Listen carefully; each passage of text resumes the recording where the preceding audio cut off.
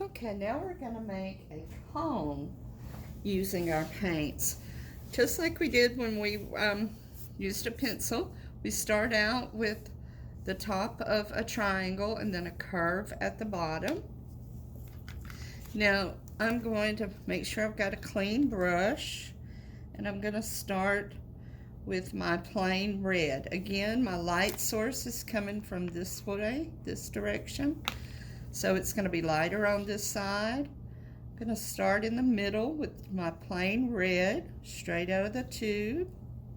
I'm going to go ahead and paint where it's going to be darker as well. Remember, our core shadow is going to be on this side. Now, a lot of people get nervous with paint because you can't erase it like a pencil, and that's okay. Remember, this is an exercise, and we're just trying to develop our skill. So here, I'm going to add a little white, a little pink actually, and my goal is to blend it in. So I could just kind of, while it's still wet, run my brush down it like that. And then here, I could clean my brush with a little water since I want it white over there. I could just blend it like that. I'm afraid I'm going to have to take my paper towel. And what I'm doing now, it's called lifting. I'm lifting a little bit of that off of it. Clean my brush real well because I've got to get a little bit more white out of my thing. I'm going to come over here with it, just white.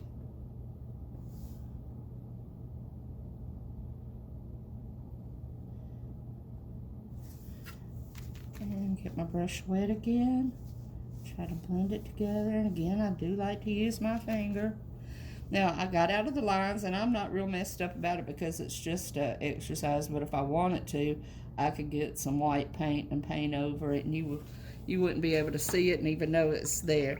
Now I'm going to come in with my core shadow. My paint's dried, so I've got to get some more red.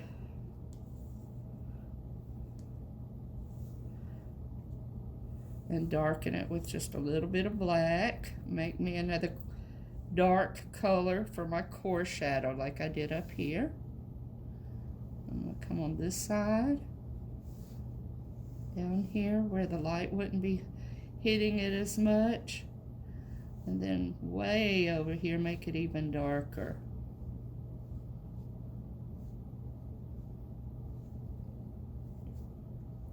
And you could just layer that, just one after the other, just layer it. Again, I don't want to be able to see the line where it goes from red to like a pink or a dark maroon. I want it to happen gradually. Remember that word gradient? So what I could do is take my paintbrush and get it wet and go back over that. And then again, I like to use my finger.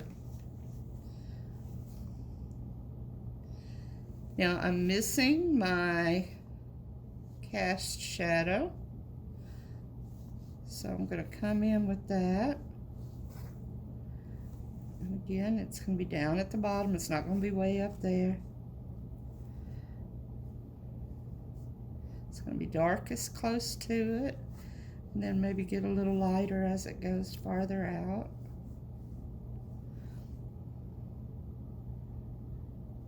Now, I know that we all want our work to be perfect, and perfection's not going to happen, but we can clean this up. See how I made a mess up there? I'm just going to clean my brush really well and get me a little bit of white paint, and then, well, didn't clean my brush that well, did I? You can see my water.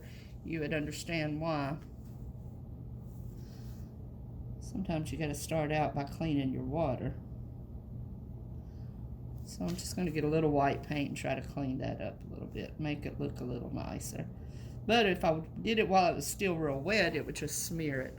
So there we have our cone. So you practice that a little bit, and we'll come back and make a cylinder.